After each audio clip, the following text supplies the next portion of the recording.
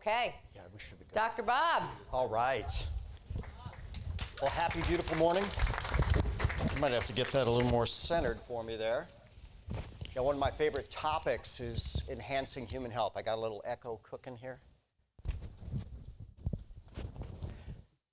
And as we start out with a very existential, there we go, early in the morning because I just got from Vegas. Why are we here? You know, there's a biologic basis of life, and that's very simply to reproduce. But I think we're all here with the exact same mission, to show up as our best and getting better self in service to something bigger than ourselves. And I think our world really needs that right now. And so we're going to look at different strategies, some that are proven, some that are experimental, to be here better and longer. So as Jamie said, over 10,000 hours, 6 different continents. I haven't lectured yet in Antarctica, but I've seen every category of patient you can see. World champions from every major professional sport, Hall of Famers from many, and the other end of the spectrum, where people were sent home to die. Now that foot was actually given a death sentence. Gangrene, severe diabetes, out of control for way too long. By the way, not even according to the endocrinologist, this woman was running an A1C of 7.0 and they said, oh, you're fine. Well, 40 years of 7.0 did that to that foot. Now, isn't it interesting that 2 weeks of the right protocol, taking advantage of the fact that bodies respond to frequency, duration, intensity, quality, and timing of stimuli, is how we got that foot back. Interestingly enough, Dr. Dale Bredesen is going to expand that concept. If you have a pulse, you have a prayer. Whenever there's an organ system that's struggling, you have 3 distinct zones of cells. You have cells that are dead. Nothing we can do about that.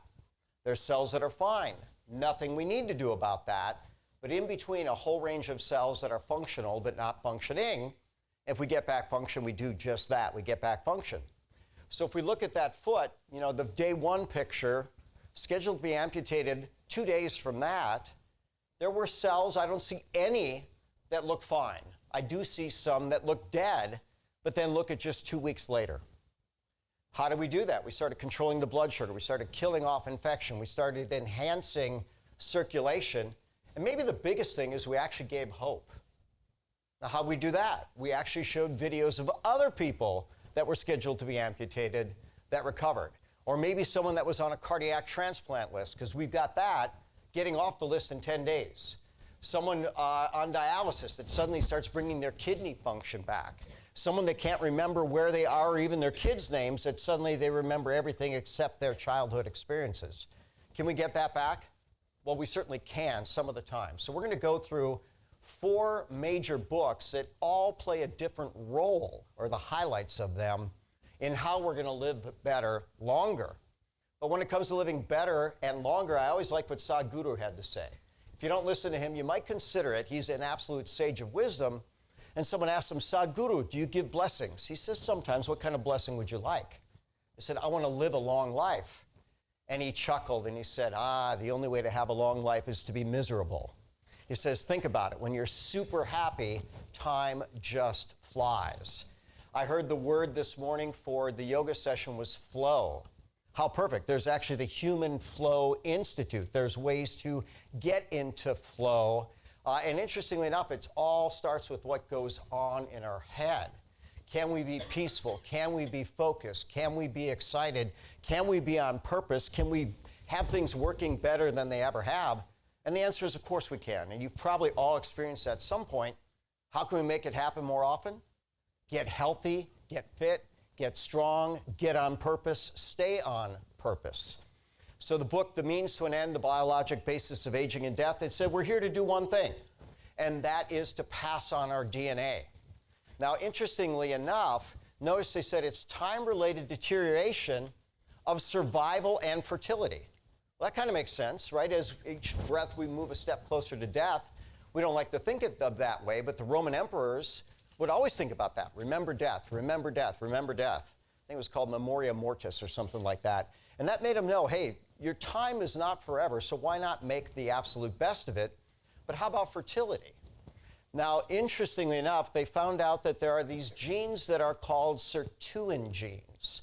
and they're silencing genes, and I'll show you the exact definition in just a moment. But ultimately, these are things that increase both our lifespan and our health span. So it stands for silent mating type information regulation. So what if you were to actually silence the mating instinct? Well, if you're in your younger years, you'd probably be more focused, right? Because that seems to take over most people's minds in their younger years. But interestingly enough, if you actually take an animal and you cut their calories, they live longer. If you regulate their blood sugar, they live longer yet. And here's the rough one. If you castrate them, they live the longest. Now, it's kind of hard to pass on your DNA if you've been castrated. But it really seems to activate these sirtuin genes. So can we do it without castrating ourselves? And I believe we can. Dan Buettner, Blue Zones, TED Talk. I was in the front row when he gave this TED Talk. It was beyond amazing, talking about these areas of the world where people lived at the highest rate to over 100. And it was a black tie event, and there was a lot of money, private jets, mink coats, all this amazing stuff. And I happened to be, I say front row, but it was really front table because it was almost like dinner style and everybody had a table. And all these people looked at me and said, well, Dr. Bob, what do you think? I said, about what? About Dan's presentation. I said, okay, good. How long ago were those people born in these blue zones? It wasn't a trick question. They were born 100 years ago. So I asked the question, how much of their diet was organic? How many herbicides, insecticides, fungicides were they exposed to? How many neurotoxins did they inject children with moments after birth? And they realized it was a very, very different world. And interestingly enough, there's really not a lot of data that says that modern medicine has helped us accept through eradicating some of the things that would kill children and mothers in those first couple years of life. So Paul Clayton is a phenomenal medical researcher. He says, look, we're not living any longer, and we're certainly not living healthier. So you start looking at infant mortality and then maternal mortality, and all the years that we've gotten extra, they say, is quite simply because doctors started washing their hands instead of killing babies and moms in birth, and then occasionally C-section, which has probably been overutilized. But if the babies weren't dying and the mothers weren't dying, that accounts for all of our 30 extra years that we're getting compared to 100 years ago. Now, was it a real pandemic in 1918? Probably. Was it set up by some bad mistakes that humans made? Probably. Dr. Judy could probably explain that at a lot greater length. But if you look, the death rate from infectious disease has been dropping steadily since 1900. Widespread vaccines were not used until the 1950s and 60s. And back, by the way, when I was born in 1964, you got 4 shots. And how many did we need? Probably 0, right? But my parents grew up in the era of polio, and they said, oh my God, this is so scary, right? We need to do that. But before penicillin, 75% drop in infectious disease. Before widespread vaccines, 91.25% reduction in death rate from infectious disease. How much since then? None. None. None. So what's going on now? We're actually dying earlier, and most people spending their final decade with a major medical disability. And I like what Paul Clayton says. What we've seen is essentially the cancerous growth and metastasis of pharmacy medicine, trying to drug everybody for so many different things. And I just saw on like one of the internet blurbs, because I don't watch news, apparently there's a big medical strike right now. I think 75,000 people said, okay, we're going on strike. What you may or may not know is that, and you can look the number up, 117,000 medical professionals walked away from medicine in 2021. And probably for good reason, right? Remember that first do no harm strategy? That's what we were all taught to do. So the blue zones, they have really good data that the average American leaves about 12 good years on the table. 12 years. You don't have to have a medical disability. You don't have to be taking 5 different drugs. You just need to take better care of yourself. So over time, they came up with the Blue Zone 9. And I always like to talk about the Magnificent 7. They've got most of them right. You've got to eat right, drink right, think right, move right, sleep right, poop right, talk right every day. And we're going to see that theme repeating again and again and again. 85-year study out of Harvard. Very, very simply, they found out the best way to live a good life, a long life, is to have a good community, a good purpose, good relationships. You know, think about that. If you're on purpose, most of the time you can get through whatever you need to get through. Finding a fun echo here. I created a nutrition pyramid, which I'll show a little bit later. And that was in response to being at a conference where Barry Sears was presenting his zone diet. But I started thinking about it. Why are we here? Well, love is the very base of the pyramid. So Og Mandino had a really good dissertation on love in his book, The Greatest Salesman in the World. He said, I will greet this day with love in my heart, for love is the greatest secret of success in all ventures. Muscle can split a shield and even destroy life, but only the unseen power of love can open the hearts of men. And until I master this art, I will remain no more than a peddler in the marketplace. And he goes on to say that he will love the sun and the stars and the moon and the earth and everybody on it. The final comment was so powerful that I always ask audiences to repeat it. I'll give it to you first, and then we'll do it together. He said, and most of all, I will love myself, for when I do, I will zealously inspect all things that I allow to enter my mind, my heart, my soul, and my body. I want you to think about that. What if the world did that this last couple of years? Zealously inspected all things that they allowed to enter their mind, their heart, their soul, and their body. So just because it's a good exercise and it gets you speaking, let's all do this together. And most of all, let's try that again. And most of all, I will love myself. For when I do, I will zealously inspect all things that I allow to enter my mind, my heart, my soul, and my body. If you got that, you're there. People in the blue zone seem to do a better job of that than most people. I really like Peter Attia. Great story. I want to think he was in Johns Hopkins at his residency. And he saw so many things about medicine that he didn't like, that even in whatever it was his fourth or fifth year, he just plain walked away. He said, this is not what I signed up for. They're really not about helping people. And he got on a very different path, which, by the way, was inspired by his own healing. He's brutally honest. He was sexually abused as a child, and he was profoundly angry, and he couldn't understand why he was acting out and being so disconnected. And finally, someone said, you know what, you need help. And he came to realize that healing that emotional trauma is a big part of many people's journey, way too many people's journey. And how can I heal myself and then pay forward what I learned to make the world better? So one sentence summary, he calls the 4 pillars of good health: exercise, in that order, nutrition, sleep, and emotional health. So he's got most of the Magnificent Seven. But again, we're going to expand on that even further. But he likes to talk about increased health span as opposed to lifespan. So if you go to this graph, and I'm a graph person, look where this crosses right there, right about the age of 80. And it's working about, someone at 80 is functioning like someone maybe 40, 45 years old. I hope you know someone like that.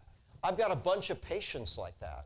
I've got patients in their 80s that are still hiking, traveling the world, playing the sports they enjoy, able to do anything they want with their great-grandchildren. And isn't that where we all want to be? And James Fries in 1980 started talking about the compression of morbidity. If we can just stay healthier, instead of being nearly dead when we die, which is what most people are, why not be very alive until the very end? So this was an interesting study out of the Mayo Clinic. They said, if we look at these 4 variables, people getting moderate exercise, 150 minutes a week, men less than 20% body fat, women less than 30, they just said you had to be in the top 40% of diet, which, by the way, is horrible. I'd like you in the top 10 or 5%. And if you didn't smoke, well, you were going to live better longer. But guess what percentage of the population did that? Just those 4. 2.7%. 2.7%. Nowhere near enough. he talks about medicine 1.0, 2.0, 3.0. And interestingly enough, he says, present, we're in evidence-based medicine. I don't agree. We're in evidence-biased medicine. You start looking at the medical literature and you come to realize that there's a whole bunch of research that is tainted. They even call it within spin. They would draw conclusions from articles that the data did not support. Look at statins. If you want to know the data about that, go look back at it. And there's a cardiologist out of England. He says, you know what? If people had a heart attack, first of all, the Lancet said no men should take statin drugs. No women should take statin drugs. No one over the age of 69 should take statin drugs. High-risk males need to be advised that they need to be treated every single day for 5 years to prevent one event. How valuable is that? Not very. So they took men that already had a heart attack and they compared those that took the statins versus those that refused. Do you know how much longer the people that took the statins lived? They did live longer. What would you guess? It wasn't 2 months. It was less than that. It was more than 2 days. It was 4 days. Poisoning their body daily, shutting off CoQ10, doing all kinds of things they shouldn't do. So I call it evidence-biased medicine, not based. But couldn't we get more ideal in the future? And I would term this the deadly quartet, but Peter calls it the four horsemen. He says heart disease, dementia, cancer, and diabetes are the things that are killing people. But go back to 1989, the article, The Deadly Quartet, said if you had a big belly, too much blood pressure, blood sugar, and blood fat, you were going to die early, but none of those were causes. The real deadly quartet is stress, toxins, malnutrition, and physical inactivity. So look at this graph of per capita cigarette consumption. And you'll see that there was a drop-off after the Surgeon General made a warning about it. Now look at heart disease deaths. And if you're good at graphic analysis, let's just put the two on top of one another, and you'll see that those curves are nearly identical.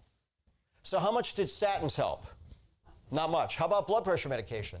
Not much. How about diuretics? Not much. What's the big deal? Lifestyle. Don't intoxicate yourself. Don't poison your entire cardiovascular system.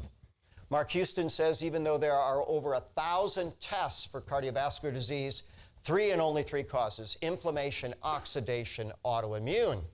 We're going to talk about epigenetics above the genes, and they call that type of person the cardiometabolic patient, but there are huge epigenetic changes, and I will share what I think is the best metaphor for epigenetics from David St. Clair, who's probably the world's foremost researcher on anti-aging at this moment in time. He says that the epigenetics are the conductor of the orchestra. The genes are the actual orchestra. If you don't have direction, you don't play a note. And all of our lifestyle choices, eating right, drinking right, thinking right, moving right, sleeping right, pooping right, talking right, every single day, are going to have huge epigenetic impacts. I was at a cancer lecture 35 plus years ago. PhD researcher Dean Black walked into a group of over 200 doctors, and he started with this really strange question: how does a hurricane start? And we're all looking at each other like, okay, are we in the right room? What's the purpose of all this?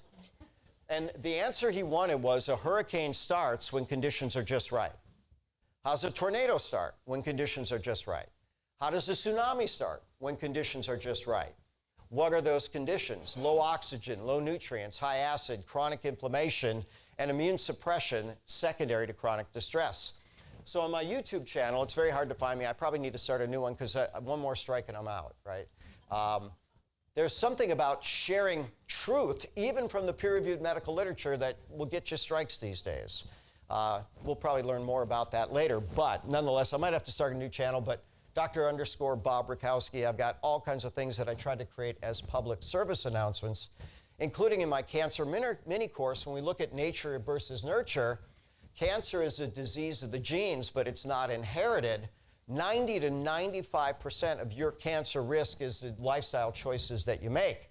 Thomas Siegfried was the lead author on this. He's been studying cancer for 50 years. He wrote the book, Cancer is a Metabolic Disease.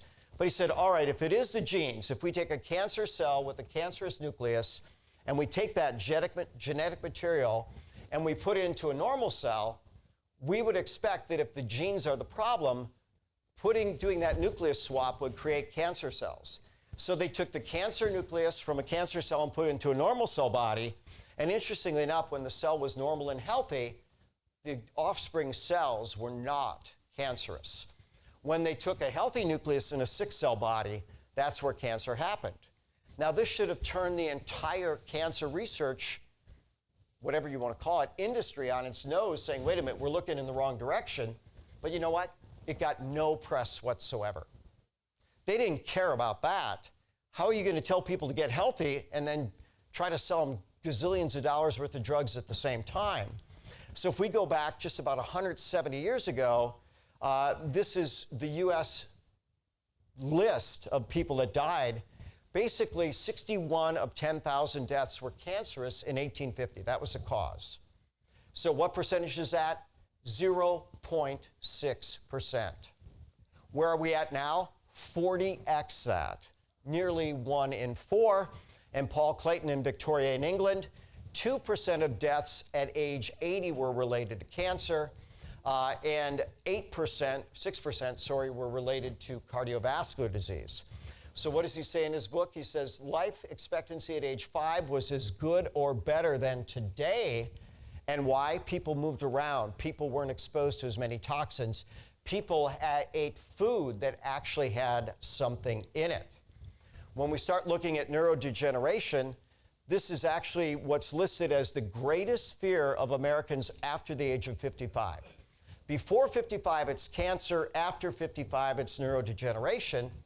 But the book, The End of Alzheimer's, Dr. Dale Bredesen, now with hundreds, if not thousands of cases that he's turned around, says the end of Alzheimer's, the first program to actually reverse it. And when he started looking at what causes Alzheimer, within his book, he has the 36 listed risk factors. He says, what does medicine do? It takes a roof that has 36 holes in it, and it tries to plug the biggest one, thinking you're going to get better. That will not work. And then he says, what are the big causes? Toxins, inflammatory process, and a decline in growth factors. Now, interestingly enough, if we keep those sirtuins working well, if we have the right epigenetic signaling, then we can actually keep those growth factors alive a much longer. And now in mice, and keep in mind we're not mice, but they're having mice that are living healthily to what would be the human equivalent of about 150 years. So David St. Clair says we should be able to get more than what we're currently getting. I get that. I don't agree. He says, look, I don't think or doubt, that we could get to 1,000 years under the right circumstances. Very interesting quote from a very powerful brainiac. Then we start looking at diabetes. It's a global pandemic, but the reason I bring it up here is because it's going to alter the epigenetics. And it's the signal that we're sending to all of our DNA. What is our conductor telling our genes to do? If you're making bad choices, it's telling them to make proteins that aren't in your best interest. And over a long period of time, those would absolutely kill you. So, good article written about 2 decades ago. Here was the title of it, Chemical Toxicity, a Hypothesis to Explain the Global Obesity Epidemic. And very, very simply, as toxins increased, so did obesity, so did diabetes. Very simple strategy on that. All toxins inhibit mitochondrial function. Mitochondria make 94.4% of human energy, and that is where fat burning occurs. So great quote. I'll give it to Dr. Judy and Dr. Tracy. Don't count calories, count chemicals. And they may have gotten that from somewhere else, but that's where I heard it first. And what a brilliant statement. If we actually did that, we'd be much better off. Now, David St. Clair, very interesting character, absolute brainiac. He got the idea to start testing longevity in yeast. He was kind of inspired by that at Harvard. And then he started looking, okay, well, we're mammals, right? We're not yeast. They knew they could dramatically increase yeast life expectancy. So do we have any models out there? Well, there's a bowhead whale that lives to be 200 years old. The oldest animal ever was a clam. It's 507 years old. They can actually assess the age of it like they do the rings around a tree, which is very powerful there. But here's one of his statements. He says, we really ought to be focusing on aging and slowing that process, because from the age of 20 to 70, your probability of getting something that will kill you, a lethal disease, goes up by 1,000x. Think about that. So aging is a risk factor for absolutely everything that we experience. And he calls his theory of aging the information theory of aging. When your cells don't get good information, they can't respond in a healthy way. And that's all directed by the epigenome. So there's the metaphor there. Leonard Bernstein, considered by many the greatest conductor of all time, basically, he was directing that orchestra. You make this noise now, you do that now, you do that, and bring it all together to create just a beautiful masterpiece, which is what we're all designed to do, to create the masterpiece out of the amazing abilities and raw materials that we've been given. And now they're talking about reversing, and David Sinclair himself says that he's reversed his biologic age. I don't know how accurately you can check it, from about 53 to about 31. Pretty interesting in the epigenetic signals that he's giving. Time magazine, know your DNA is not your destiny. We have controls of it. Some of it are almost like an on-off switch, like methylation. Some of it is a dimmer switch, and that would be histone modification. But it's all based on the epigenetics. With the right choices, or the best choices for you, you can create your best being. With less than that, you will be less than your best being. So this was the movie Shallow Hal, Gwyneth Paltrow, as she is on the left, and on the right, that's how she was made up for the movie.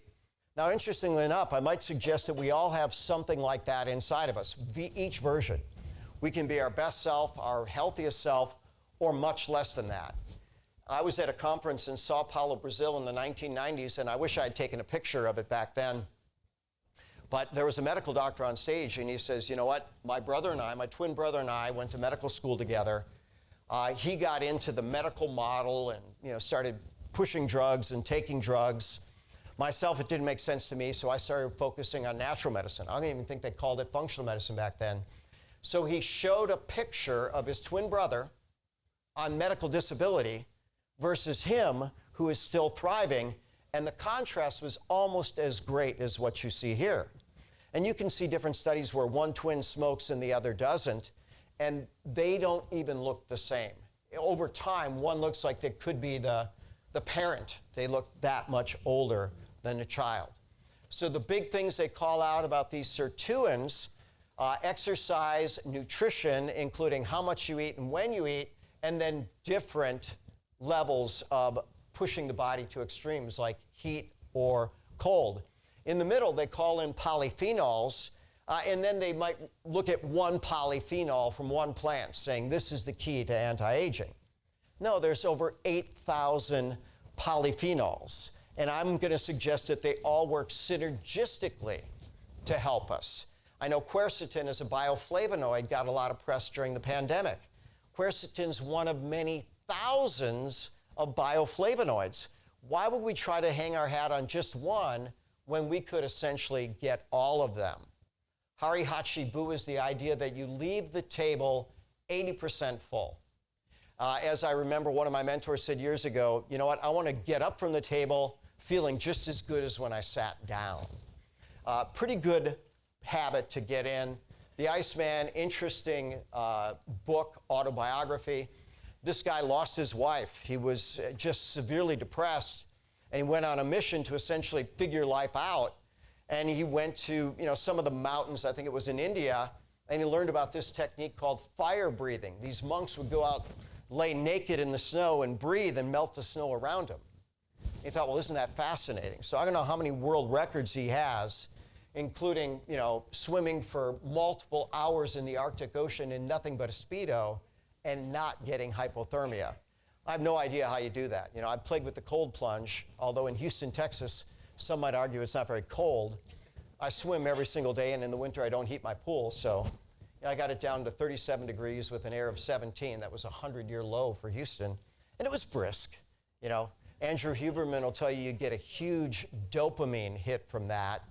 And you know, I had one of my, I'll call him nephew-in-laws, come over. He swam in the winter, and he said, you know what, I feel better. He did it each day. He says, each day I think I feel better for about 7 hours. So if you can expose yourself to something that shocks the system, maybe a good idea. But everything is going to affect the epigenetics in terms of lifestyle choice. So you want to eat right, drink right, think right, move right, sleep right, poop right, talk right every single day. The Global Nutrition Report, malnutrition is the #1 cause of death on the planet. It's simple math. It takes 30 elements to make healthy plants, animals, and humans. Scientists found out a few decades ago that you could grow a big plant with only 3 elements: nitrogen, phosphorus, and potassium. But you don't have to be a math expert to know that if you pull 30 out for every 3 you put back in, eventually you're going to have a problem. And CIA.gov says that we're there now. The rapid depletion of non-renewable resources is killing the planet. The journal Advances in Therapy, they actually took tissue samples out of people, age-matched, health-matched.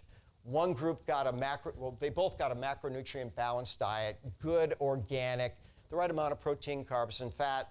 The other group got that and supplementation. After a few months, they went back in and actually biopsied the tissue. And quite simply, the conclusion was that food was too weak to replete depleted cells and bodies. Therefore, supplementation is advisable for everybody. Very paradigm-shifting day for me. Barry Sears and I were co-lecturing in Orlando, Florida. Barry Sears got up there and he put up a copy of the USDA food pyramid. He said if ever there was a terrorist-like plot designed to destroy the health of the world, this would be it. So I created my own nutrition pyramid and life pyramid. You saw the life pyramid: love, purpose, discipline.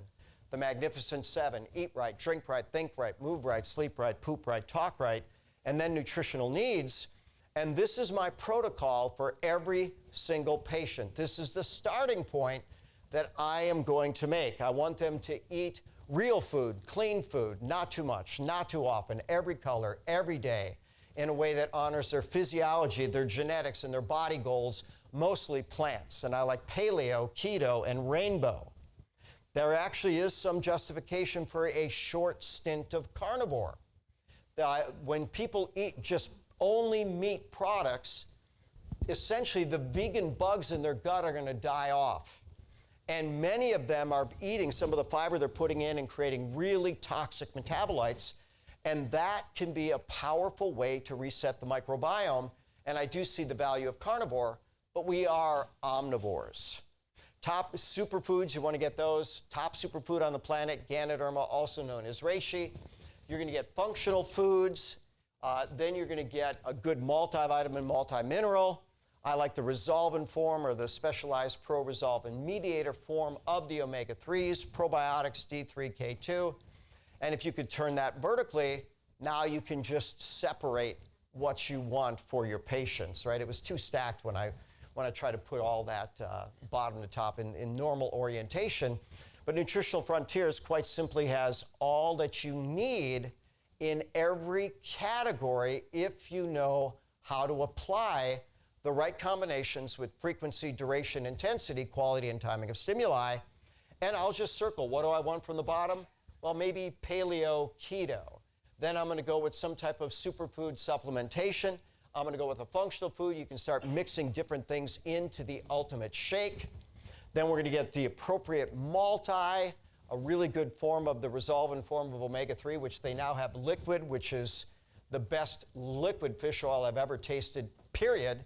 I don't know how many you've tried, but they've done an epic job with that. Then D3, K2, and we'll expand some of that. Drink right.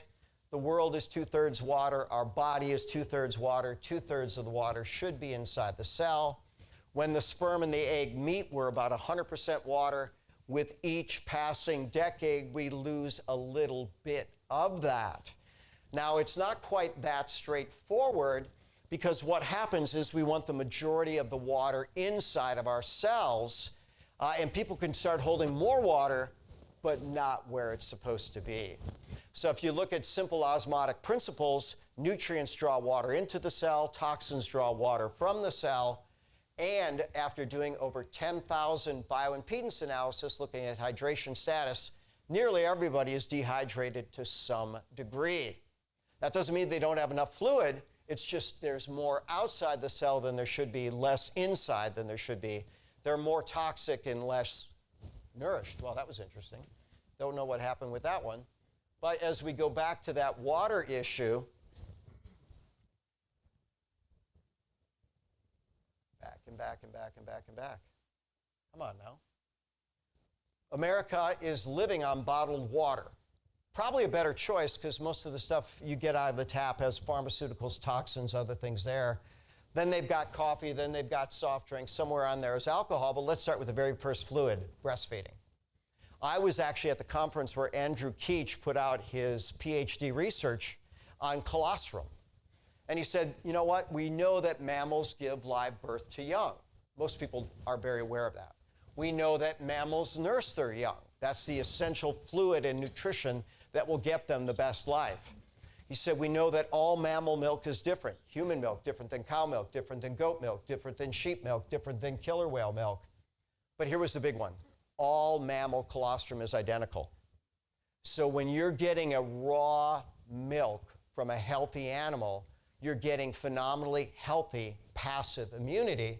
And here's what they suggest. 823,000 babies would be saved if moms would just nurse for 6 months, and that would also save 20,000 women from breast cancer.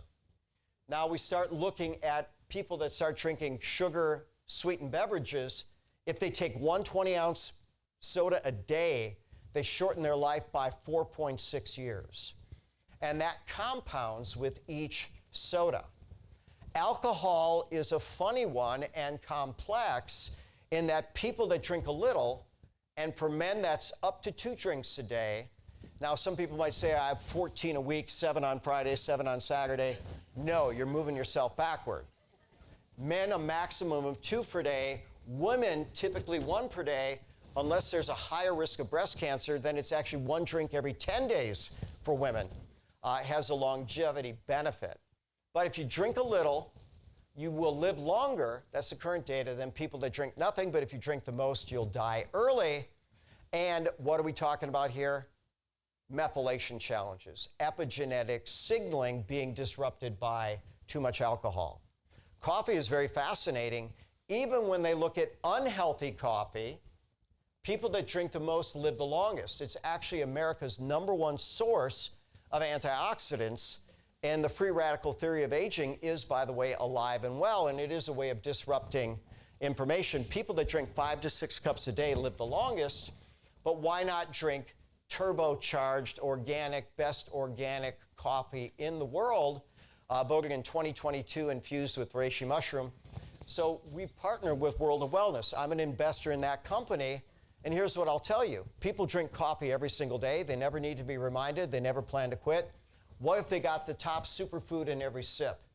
Well, here's what I'll tell you. We're finding that people are getting healthier by making healthier choices. And can it be a springboard to more healthy choices? Sure, believe it or not, people that consume reishi fall asleep faster, sleep deeper longer, wake up more refreshed. That's indisputable. They clear toxins more effective. They alkalize. They have a very powerful anti-infective in their system. They increase brain circulation. They increase nitric oxide. It's anti-inflammatory by over 15 different mechanisms. Why not put that in every single sip? I'm going to encourage all of you, if you haven't done it yet, go to worldofwellness.myorganogold.com, buy a box, and if you like it and see the value, then start sharing it with your patient base, because the world needs better choices, highest quality certification, patented process, so there really isn't any competition. Kind of like with Nutritional Frontiers. You look at all these companies that are being bought out by big pharma and big money. You know what their focus is? More profitability.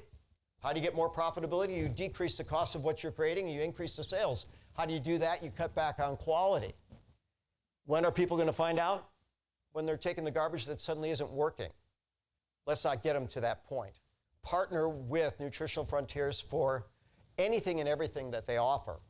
Thinking Right, Daniel Amen, world-renowned psychiatrist. Now he's done over 200,000 brain scans. But in the 1990s, he said, you know what, psychiatrists were the only medical professional that didn't look at the organ that they were actually treating. And his TED Talk was entitled, What I Learned After 83,000 Brain Scans. And I wrote over that because now it's over 200,000 brain scans. I think he's got more than 10 clinics all over the world, and you can change people's brain. Powerful statement. What if mental health was brain health? Well, the answer is they're very closely related. And these are actual scans of an Alzheimer's brain, an obese brain, healthy brain. Obesity dramatically accelerates brain aging. And one study I read years ago, if someone had been obese for their entire lifetime, at 50, their brain was an average of 16 biologic years older. Why? Because if you're obese, you're probably not going to be around very long. You won't need your brain that long, and the brain is a big energy hog. He's got his acronym, Bright Minds, different things that you can do to keep your brain better. But interestingly enough, he was interviewed on a number of podcasts, and they said, well, if you wanted to be evil and destroy everybody's brain, how would you do it? He said, I'd create the world that we're living in now. With all the bad news, with all the blue light, with all the terrible food, with all the stress, with all the fear-mongering, that's a perfect way to kill the brain. I've taught whole brain series around the world. I'll tell you what, it's deep, obviously. The brain is the most nutrient-dependent, energy-dependent, stress-vulnerable, toxin-vulnerable system in the body. And so we want to address all of those things. And when the body is stuck in fight or flight mode, we used to think, okay, the brain is the most compromised. Well, believe it or not, the liver gets the most blood flow at rest, but you're going to reduce in a fight or flight mode the blood flow to the liver about 90 to 95%. Same with the kidneys. Now, the brain, you're going to shut off the higher level thought processes. But if you're not detoxifying and you're not in fight or flight, at least not very efficiently, what's going to happen to you? You're going to experience the symptoms of chronic poisoning. So almost always, I will put people on a stress reset, even if they don't know that their body has more stress than they need. By the way, you can't measure serum cortisol and get that idea because most people have cortisol resistance. That means, how are they responding to the cortisol? Not very well. Kind of like insulin resistance, only this is more universal. But that's a graphic of your brain blood flow on rest. And you can go to that PubMed, and that's the simplification of it, but here's what it said. Many and most likely all New World primates have elevated cortisol and cortisol resistance. So we're breaking down lean tissue, increasing fat tissue, suppressing the immune system, not pushing our body in the right direction, shutting down digestion, detoxification, growth, repair, high-level thought, joy. All those things were suboptimal when we're under a higher stress than ideal circumstance. So for over 20 years, I've been doing a combination of melatonin, theanine, and reishi. And the most powerful part of reishi, Ganoderma, is the spore component. Again, good partnership with Nutritional Frontiers on that. But melatonin actually does not cross the blood-brain barrier. So think about it. If you did, you'd take a dose and you might want to take a nap. The gut makes over 400 times the melatonin as the brain.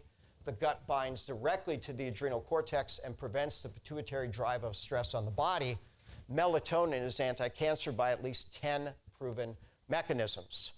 Theanine, which is in the calm day, crosses the blood-brain barrier, is a natural GABA facilitator. And then reishi modulates the inflammatory process by over 15 different mechanisms, reduces the circulating level of serum cortisol, has some components that cross the blood-brain barrier and drive GABA, and also does countless things to help the body. So those three together. Yes, sir. Do you always start everyone on that protocol? We had some people that... Well, there's not always, but it's going to be most of the time. But I'll let you finish the question. No, we've had some people with some feedback saying, hey, some people may be too sensitive, so you make adjustments. Yeah. So when you start talking about people that are too sensitive, I tell people that, if I had a pilot or a surgeon or a police officer that needed to be fully alert during his day, and let's say he responds to negative melatonin in a way that makes him drowsy, well, that probably wouldn't be good. So here's what I'm going to tell you. If melatonin makes you drowsy, your body is either so flooded with stress hormones that that's essentially where you're getting your energy. The inappropriate way stress hormones driving essentially fight or flight and glucose production, or they have a leaky brain. and it'll cross the blood-brain barrier. And by the way, to some degree, we all have a leaky gut, we all have a leaky brain, we all have leaky cells, we all have leaky mitochondria. The more leaky, the sicker. So if someone gets knocked out by it, then they're going to take the melatonin after working hours. They ought to be able to take the calm day every waking hour. They ought to be able to take the reishi spores every waking hour, but do the melatonin when you can actually afford to take a little bit of a reprieve.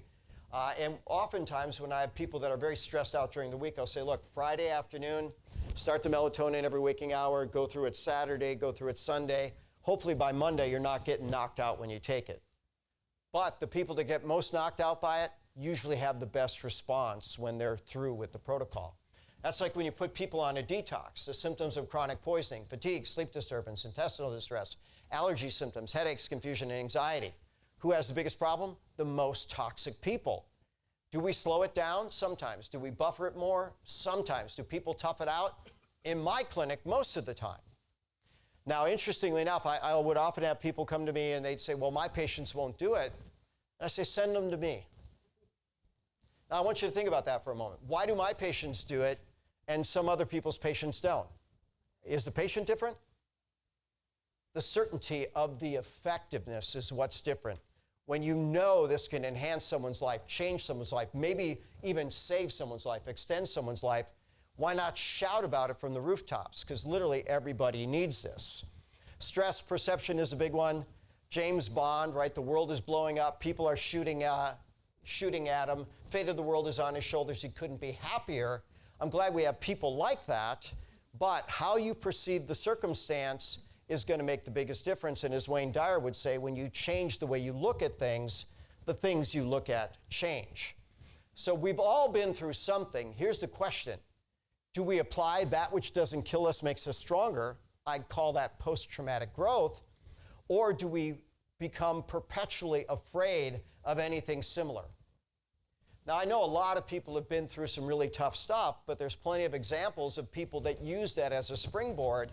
And I will often remind people, have you ever had something happen that you thought was absolutely horrible, and then 5 years down the road, it turned to be a blessing in disguise? You know? And, you know, think about that. Okay, 5 years we'll be laughing about this. Well, why wait 5 years? Why not now? Now, not all things are funny, but you want to have a lighthearted circumstance about it. Move right. Certainly life is motion. Peter Attia is a big fan of exercise. He says that can undo most of every bad behavior. I say, why make bad decisions? Why not have it all? Why not eat right, drink right, think right, move right, sleep right, poop right, talk right every day? And when it comes to motion, every joint, every range of motion, pain-free every day. And when you move things that hurt in a range that they don't, the joint gets lubricated, gets nourished, the nervous system starts responding. You start flushing away inflammatory mediators and you get better. Take what the body gives you and use it and build on it in a way that consistently moves you forward. Pain and fatigue are the top reasons that people don't move. Right here, they talk about systemic chronic inflammatory process leading to several diseases that are the #1 cause of disability and mortality worldwide. But look what precedes that. It is the deadly quartet: stress, toxins, malnutrition, and physical inactivity.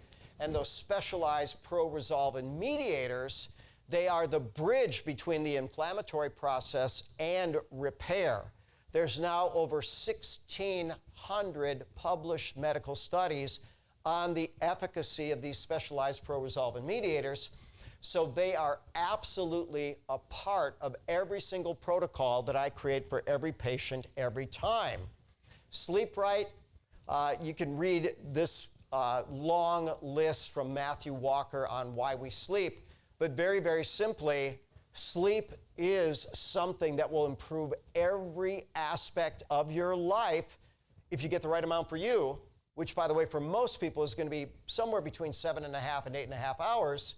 And if you don't get it, it will impair every aspect of your life. As I tell people, if you're not running on rest and recovery, you're running on stress hormones. And there's nothing that serves you in the long term with that. Very, very simply, the shorter your sleep, the shorter your life. The single most effective thing that we can do to reset our brain and our body.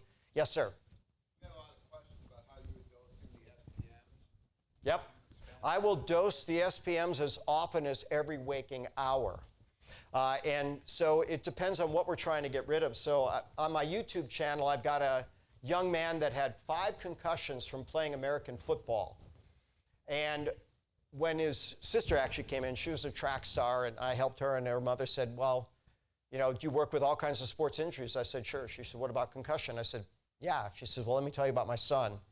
Elite athlete, 5 concussions playing high school football. The doctors aren't giving him any hope. He's in pain every single day. Light hurts his eyes. He has migraines. He can't focus. He can't concentrate. He's so depressed. He's not being given any hope. I actually think that suicide is a serious risk. So I said, all right, let's get after that. And I had a nice conversation with this young man. How fast do you want to get better? I want to be better yesterday, which, by the way, is most people's answer. So I let him know that bodies respond to frequency, duration, intensity, quality, and timing of stimuli.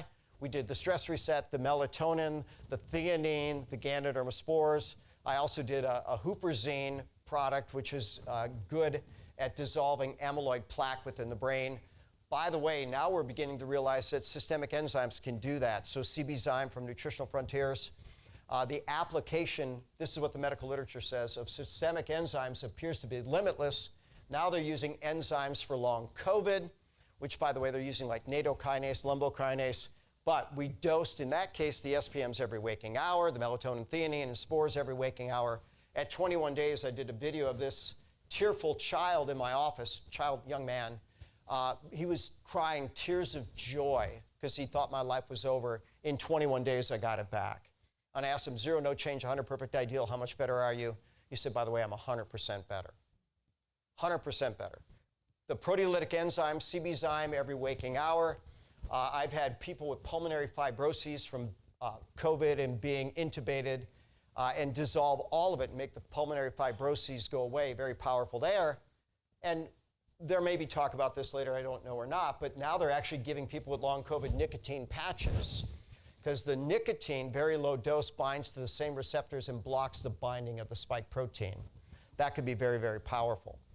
So a great day starts the night before, so prioritize your sleep. The book Peak by Anders Ericsson, the best of the best, slept 8.6 hours a night. You look at Tom Brady, LeBron James, Michael Phelps, they all had sleep as a big part of their routine. When it comes to pooping right, we're not just talking about bowel function. You've got your lungs, you've got your lymphatics, you've got your skin, you've got your liver, you've got your kidney. All those are parts of detoxification. But if we go back a little over 100 years, life expectancy was 47.3 back then. And this is a picture of New York City. Anybody care to guess what we're seeing in the middle of the road there? You know, you've seen this before, right? 2.5 million pounds of new horse manure every single day. And so what happened when Henry Ford came out with the Model T, the animals stopped pooping in the streets. And look at that 75% reduction in death from infectious disease before antibiotics, before penicillin, 91.25 before vaccines, and nothing since. So I'll share this indisputable fact with my patients, and I'll ask this question. If cleaning up the external environment makes such a big difference in longevity, what will happen when we clean up the internal environment? And I like to give people a big push. You know, if you're stuck in the mud, someone comes by, tries to give you a push, and you hit the gas. If you don't get enough of a push, you dig a deeper rut for yourself. So if you don't detoxify and support those processes in a way that serves the patient, they might feel so bad they walk away and say, I don't want to do that again, right? We need to have good rapport and understanding with the patients, but ultimately we need to hit them hard enough with the support they need to move forward. And one of my favorite catchphrases, bodies do respond to frequency, duration, intensity, quality, and timing of stimuli. Detox is nutrient-dependent, energy-dependent, protein-dependent. First phase of liver detoxification, cytochrome P450s, those are enzymes. Within 24 hours of a fast, those are reduced by about 50%. So we want to do the support nutrients. I'm a big fan of the organic raw vegetables for the fiber, for the alkalinity, for the plant nutrients, for the polyphenols, for the bioflavonoids. All those can help the process. We're going to complete all rungs of the pyramid, but these are the big 3. You want to do the ultimate shake, the specialized pro-resolving mediators, the Ganoderma spores to support the detox process. When it comes to talking right, most of us realize that communication is absolutely critical to every good relationship. Our cells are actually having a conversation with themselves. That's called autocrine communication. They're having conversations with their neighbors. That's paracrine communication. Or if we have a big broadcast message, that's going to be the endocrine communication. But notice one thing that happens with aging is a loss or an impairment of intercellular communication, and understand that that is always a part, and most people agree that the initiating part of cancer. So as a goofy way of remembering this, you know, here we've got this beautiful audience, and I don't see anybody sitting on anybody's lap. Why? We respect each other's space. And if we were to have food to come around, you're not likely going to go around and steal off your neighbor's plate because you respect their food. And by the way, if you need to use the restroom, you're going to go to a designated place away from everybody else and take care of business. Cancer cells don't do that. They crowd your space, they eat your food, they drink your drink, and they poop and pee all over you. And it's estimated that everybody gets 500 to 1,000 cancer cells a day, or at least 99.99% of us. But we have our immune system on guard to take that out. By the way, the enemies of the immune system, stress and sugar. We have a highly stressed world. We have way too much processed sugar in the diet. And so these are big, big problems. So what did Paul Clayton teach us? He said, look, if you look at history, when people lived a more natural life, if they didn't die in childbirth, they were going to get to be 80. And the way these 80 years looked is at 79.9, you were still working 10 to 12 hours in the field every day, your final month. And then one day you sleep in a little more, and then the next day you sleep in a little more. At the end of the month, you sleep in forever. But you were very productive until your final days. When you look at the blue zones, these people had loving communities. They were connected to a higher purpose. They ate natural, and they moved consistently. Peter Attia got 4 of the 7 right.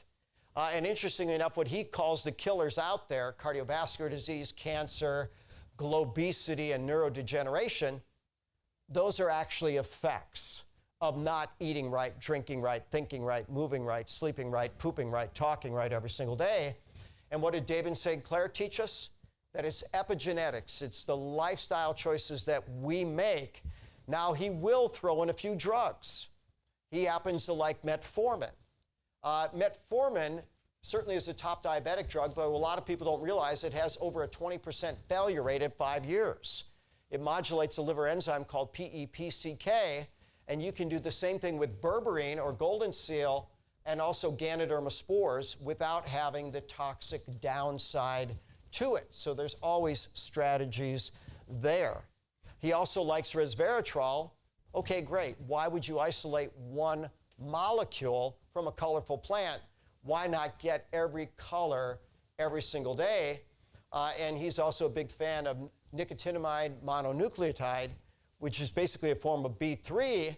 And at this point, I'm looking into that one. But we ought to be able to, and we do make that, as long as we stay healthy, get good B vitamins, good epigenetic signaling, we can make it more effectively. He's also a big fan of calorie restriction, intermittent fasting, cold and heat exposure, things like that.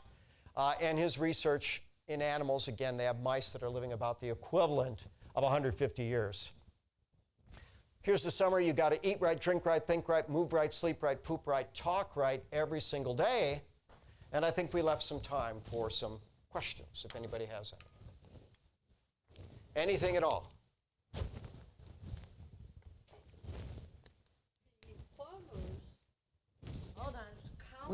Hold on, Darlene. We're coming.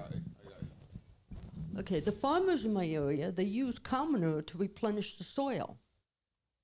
And what's the difference between the horse manure in the streets and the cow manure in the soil? Pennsylvania has the largest, fastest turnover of any state in the country for the amount of crops that they grow, for the amount of area.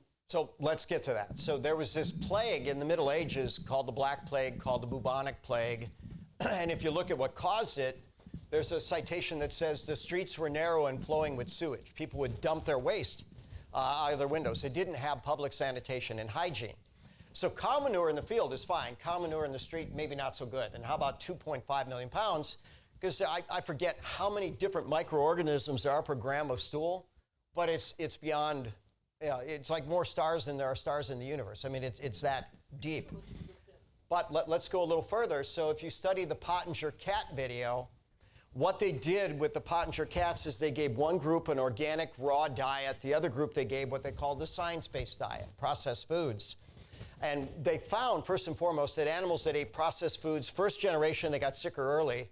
Second generation, they were sick by about, what would be the equivalent of teen years.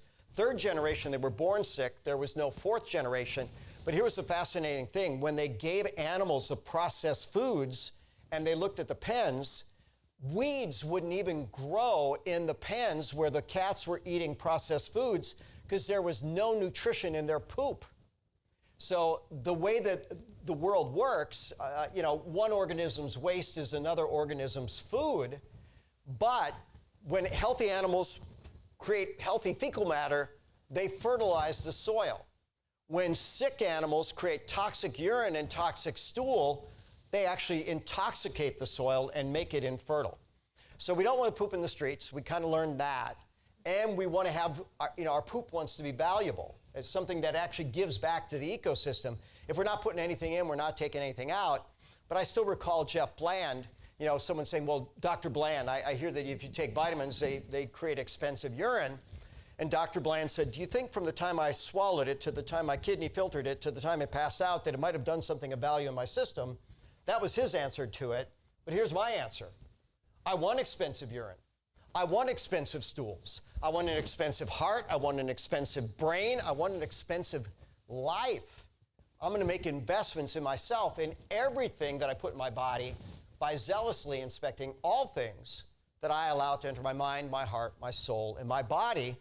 And you come to realize if you're not making that investment in your nutrition, you are going to be a statistic. You're not going to get what you could out of life. Yep. Mm-hmm. If you have a patient that is full body toxic, where would you start? De-stress? Hold a little closer. If you have a patient that is full body toxic, do you start with de-stressing or do you start with the detox? Depends. So I have a fun story, and it's on YouTube. There's a woman in Sweden. Her name is Camilla Hiller. And during the pandemic, I was doing a lot more virtual. And so someone reached out to me from Sweden. I've lectured there many years since the 1990s. And they referred someone named Camilla. And I look at her across the Zoom screen. I said, how can I help you? She said, I'm dying. And I looked at her, I said, well, you don't look like you're dying. She said, well, I have my hair done and I have makeup on, but I had gastric bypass surgery 10 years ago. She said, 10 years ago, I was over 400 pounds. They took my stomach from the size of a soccer ball down to the size of a tennis ball. They gave me malnutrition, thinking I'd be healthier. I lost 200 pounds in 18 months, and she says, and now I'm starving to death. And so she shared her lab data. Her kidneys were failing. Her liver enzymes were elevating. She was profoundly anemic, profoundly inflamed. I said, oh my gosh, what the heck do we do here? So keep in mind, her entire digestive tract has been butchered. In fact, she had something like 17 surgeries since then. And if you don't have a functional digestive tract, how am I going to nourish you? So interestingly enough, I started with the stress reset, the melatonin, the theanine, the reishi spores every waking hour. And 4 days in, she Zooms me again. Are you trying to kill me? Of course not. What's going on? She says, oh my gosh, I'm throwing up. I have diarrhea. I'm sweating. This is horrible. I said, good, it's working. She says, what's working? Your detoxification system is kicking in. When you're stressed, when you're malnourished, when you're inflamed, all that's already going to impair the liver and kidneys, and yours are already struggling. After about 14 days, she says, oh my God, this is so amazing. I got my life back. And she quite simply asked, how do we share this with the world? Well, one good testimonial at a time. So in her case, I started just stress reset, which is always pretty safe. In most cases, I would start stress reset and possibly detox, or possibly a hardcore anti-inflammatory, or possibly a hardcore gut reset. You know, the Ultimate Shake works for all of those, and then different add-ons in terms of the synergistic micronutrients are going to be a good way to go. But people will really only be limited by the direction they're given, their commitment to their getting better, because most people are going to feel a little worse. The question is, do they know it's part of the process? Are they willing to tough it out? And the more they're willing to do, the more I will do with them. But almost always, some type of intense reset along with a stress reset is what I'm going to do with them. I used to do it 7 days. Now I'm finding 10 is a lot more valuable. So one of my students said, you know, Dr. Bob, I want to get the results that you get. And we have plenty of really good results. And I said, well, what are you doing with people? He says, well, you know, I like to get them on a 60 or 90-day protocol. Well, I'll tell you, you know, probably 15 years ago, I started lecturing with Charles Poliquin, who was, you know, the most successful strength and conditioning coach. And we were teaching nutrition to trainers, and Charles would look at the trainers. He says, look, if you hurt your client, you lose them. And that seemed to be good advice. And I said, you know what, I'm going to tell you the opposite. And they said, wait a minute, you're going to tell me to hurt my client? No, I'm going to tell you if you don't help your client, you lose them. And how much time do you have? Not much. So if you prep them properly, telling you we're going to put you through a biochemical boot camp, and you will likely feel worse before you feel better, but on the back end, you're going to be a brand new human or on a much better path, are you willing to do it? And since that's the message I put out, those are the patients that I bring in. And we literally have what a lot of people would call medical miracles in every category of patient for nearly every condition, whether we're talking about beaten stage 4 cancer, turning around kidney failure, heart failure, pulmonary fibroses, neurodegeneration. We've got before and afters that would make your head spin because bodies do respond to frequency, duration, intensity, quality, and timing of stimuli. Dr. Bob, previously in your lectures, you were talking about diabetics that were toxic. You would ramp the shakes up sometimes 3, 4, 5 times a day. Can you expand on that a little bit? And you're still doing that type of protocol? Well, I might even do it more than that.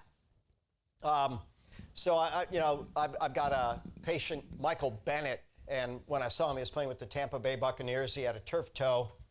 I saw all 32 NFL docs. None helped him.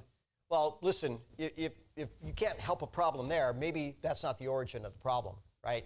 So I actually found out he had weakness, and I'm going to give you the answer in a moment. He had weakness in his tibialis posterior muscle, which supports all 3 arches of the foot, which was related to a lumbar spine malpositioning issue, which was related to a muscle imbalance, which we traced back to a liver acupuncture point, and then ultimately put him on a detox and a stress reset, and within 10 days, he was 100% better, won a Super Bowl, and signed a $28.6 million, $20.5 million contract extension with Seattle. He got traded to Seattle because Tampa Bay said he can't push up on that toe, he's a risk. Why am I going through all this? He was in full NFL training camp, and we had him do between 10 and 12 shakes a day. And since we do bioimpedance, the interesting thing is, you know, did he lose weight on that? He did. Did he lose muscle on that? No. He actually, by bioimpedance, gained muscle. Now, how would that happen? We had a fluid shift from outside the cell, the toxicity, to the inside the cell, the nutrient status. And he better, stronger, faster, smarter, and better yet, pain-free and able to perform. So when people want to have their shakes, there's no limit except limited by appetite. When they want to have raw organic vegetables, there's no limit except by appetite. But when you start looking at these raw organic vegetables, Nathan Bryant, who wrote the nitric oxide solution, he was part of the Nobel Prize-winning research team that discovered nitric oxide. When they looked at vegetables all over the U.S., this is a scary but horrible fact, because the organic farmers didn't use NPK, those vegetables were very low in nitrate and did not do a very good job increasing nitric oxide, which he makes the argument is the second most important molecule in human physiology, second only to oxygen.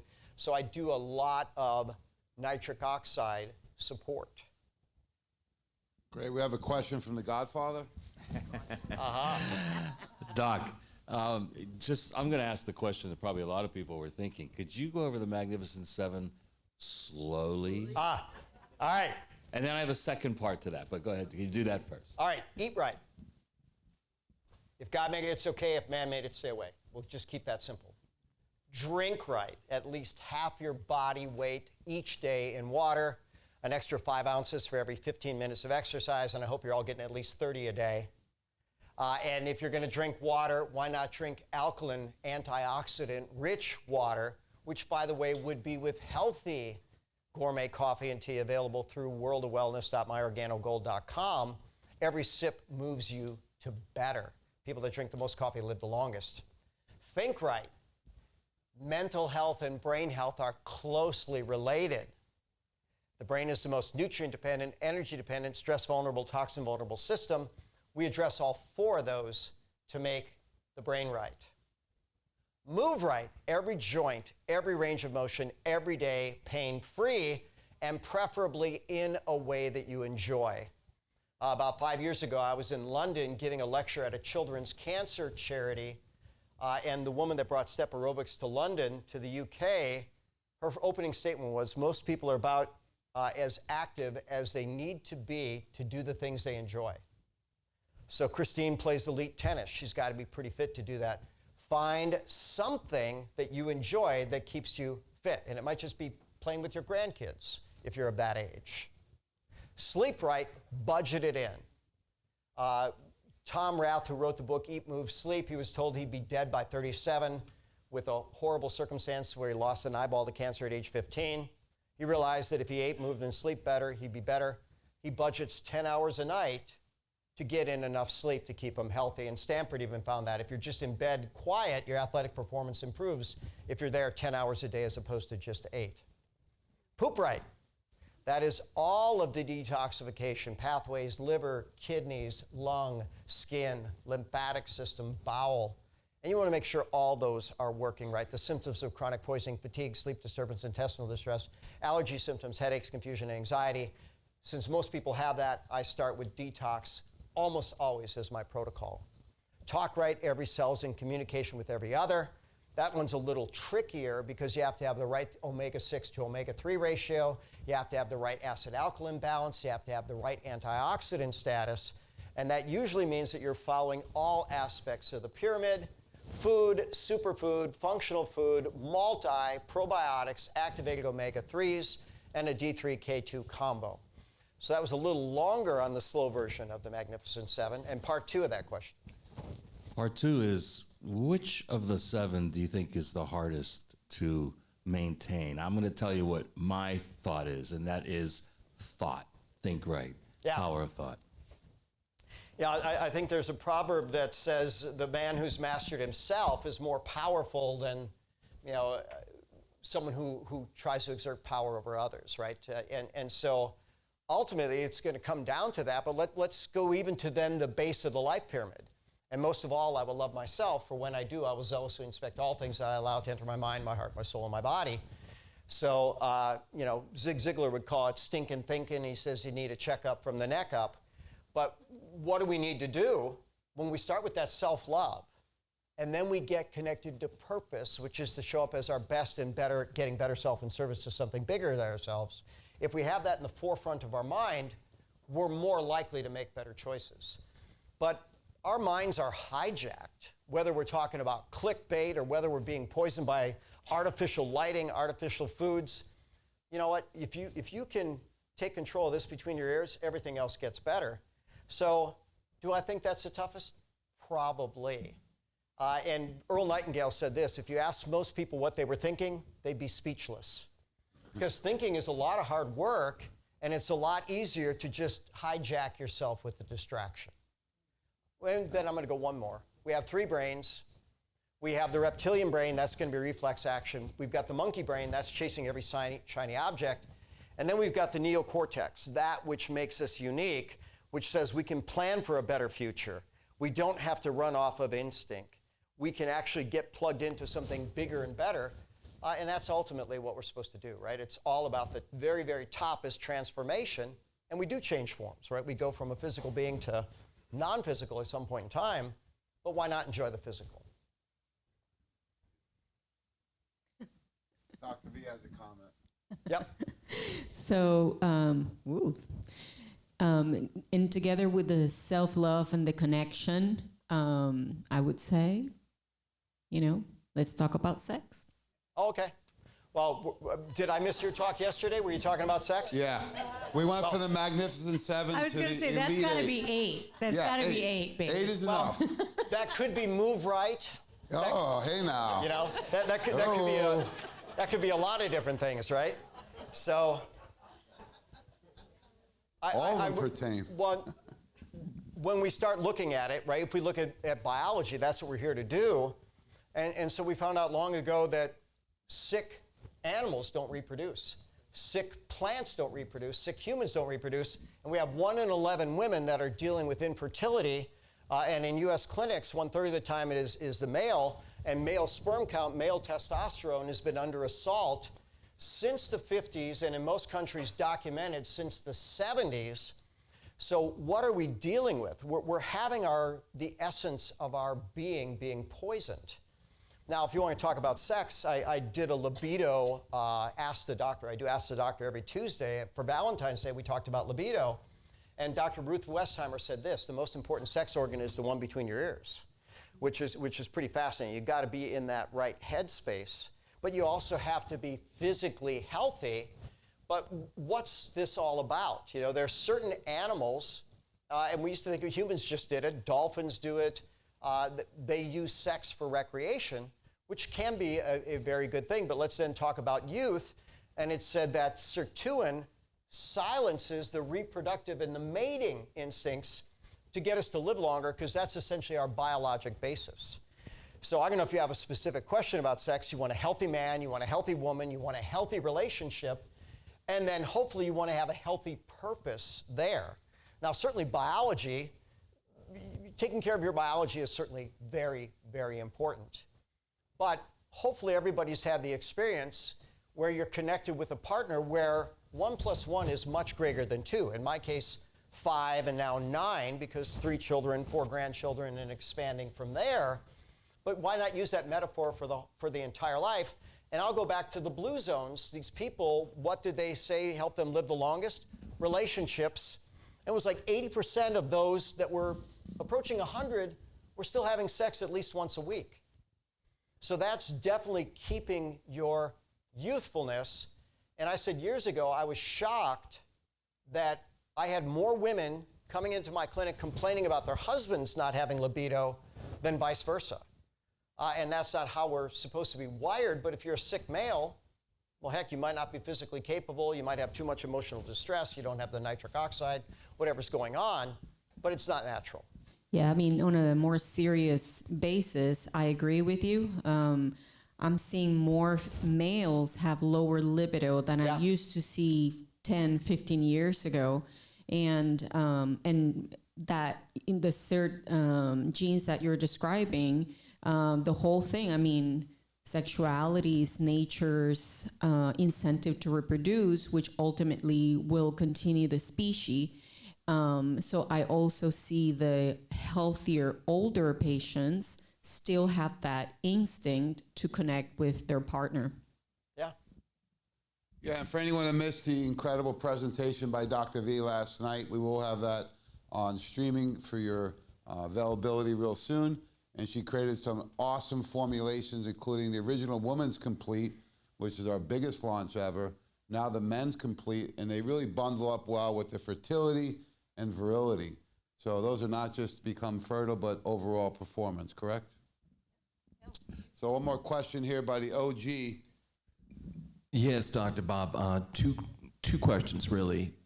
With your loading dose of SBM, can you just go over that one more time with people and what kind of case studies or testimonials with that? And I know I asked you this in the Florida seminar, but for some, melatonin causes vivid dreams or nightmares, and they're reluctant to try the reset program. And what is your response to those two? Well, let's go with that first one. So melatonin has a half-life of an hour. And that's true of most natural molecules. So in theory, 5 half-lives, it should be out. So if they stop the melatonin 5 hours before bed, it should be clear from their system. So I don't see any reason why they couldn't do it during the day. I had a 20-year pharmacist in a seminar I was doing in Florida. And she basically said, what I found in my clinical practice and really paying attention from, I'll even call it functional pharmacy, was that people that had the worst response to melatonin usually needed it the most, and they had to get something through it. Now, there could be someone unique, because there are some interesting hallucinogenic pathways downstream from melatonin, where they use like plant medicine to access that. Now, SPM, every waking hour, now there are people that have such a poor digestive system. I'm a big fan of the CBzyme. Plant-based enzymes are going to be better for digesting, and then put it in, use the capsules that you can freeze those, and they'll digest further in the digestive tract. Or with the liquid, you can really titrate down the dose where they can tolerate every hour. But I want them taking a decent dose. And how long do we do that? 10, 12, 14 days. I think 21 days is the most I did SPMs every hour. So you always want to work with the patient to get them the most out of it with the least downside. And if you support other pathways, you'll get there. Yeah, so the CBzyme is also known as CybZyme, so it's a vegetarian enzyme, and it covers all your different enzymes. So, and it also includes some probiotics in the capsule. Good morning. Happy, beautiful day. Thank you. Back to the SPMs. What's your take with so many patients on Eliquis? Any maximum dosing with that, and also use of SPMs in pregnancy? Well, actually, I think I'm connected here. So, I'll go to pregnancy first. So there was a study on rats where they give the moms an omega-3 deficient diet, and they found out in a single cycle of pregnancy, mom's brain would shrink by over 20% if she was omega deficient. So baby takes priority over mom in all circumstances of pregnancy. And moms do sacrifice for their kids. Well, why make them sacrifice? Why not give them enough they have enough for them and for baby, first and foremost? Now, when it comes to anybody on clotting medications, and here's the stats again, 1 in 11 people that take a clotting med will have, according to the medical literature, a major bleeding episode. So they need to have consistently evaluated prothrombin time with international normalized ratio. And I was lecturing in another city where they said they're actually working on a home test for that because they want to make it easier for people to not bleed out. But whenever you put someone on a nutrition protocol, get a baseline. What is their clotting? What are their clotting parameters like? And then let's give them a protocol and test it again, and then test it again. We don't want to push anybody over that edge. So I bet that I've done more than 100 different prothrombin and INR tests on people that were worried about getting too much blood thinning, and a whole bunch of them were already too thin to begin with. But I didn't find that any of them got worse with the natural protocols. But you want to be diligent. If you're not assessing, you're guessing. And horrible story, and it's even hard to uncover the truth, and some of us are more in tune with the truth is being buried. But there was actress, Natasha Richardson, who was married to Liam Neeson, and they were skiing in Montreal on a mountain called Mount Tremblay. She was on a little bunny hill, fell down, bumped her head, and was just laughing hysterically because it was no big deal. An hour later, she was dead. She was taking blood thinners, and her brain bled out. If your brain is bleeding, there's no place for it to go, so it herniates through the base of the skull when the pressure increases. And why did that happen? Blood thinners. And again, 1 in 11 people that take those have a major bleeding episode, so that's something we want to be cautious with. Now, keep in mind, a lot of people are taking blood thinners because of arrhythmia. I'm going to say 8 times out of 10 on the right program, we make arrhythmia go away in 30 days. The taurine, the magnesium, the omega-3s controlling the inflammatory process, the CoQ10, balancing acid-alkaline, buffering the stress, detoxifying the system. That might sound like a whole lot, but I even have a video of a guy that was on cardiac transplant lists with 11% ejection fraction, and in the protocol I just described, got to 33% with no arrhythmia in just 10 days. Yes, sir. A person that wants to include for an individual that wants to utilize the reishi spores in a normal protocol, just as part of their health program, do you have a recommendation on that? Sure. So the question is, what if someone just wanted reishi spores as part of the protocol? It's in that superfood category. So the more things they're doing right, the less they need. But when I look at my patients that are in their 80s that are functioning like people that are 40, they usually don't just do the minimum. They don't suffer from minimum disease, They're going to do their reishi coffee and tea, and then they take about 3 spores a day. They also do their SPMs, their D3, their K2. They budget sleep. They're organic. They will regularly support detox. So all these things count. But, one, a little is going to help a little. More will help more. Is there a reasonable upper limit? In animal studies, they don't test humans for toxicity, but they could infuse over 4,000 equivalent doses a day directly in the bloodstream, multiple days on end for weeks on end, without toxic effects. So we don't have to worry about the upside. Just consistency is what's going to win the game. So one a day is fine. 3 a day is probably better. For most people, 20 a day would probably be, you've crossed the diminishing point of return. And thanks to Dr. Bob, we do have the organic table set up right past the juice bar. That has coffee, tea, and hot chocolate, and plenty of samples of it to try out. And there's a very interesting business model. If you're interested, we can talk more about it.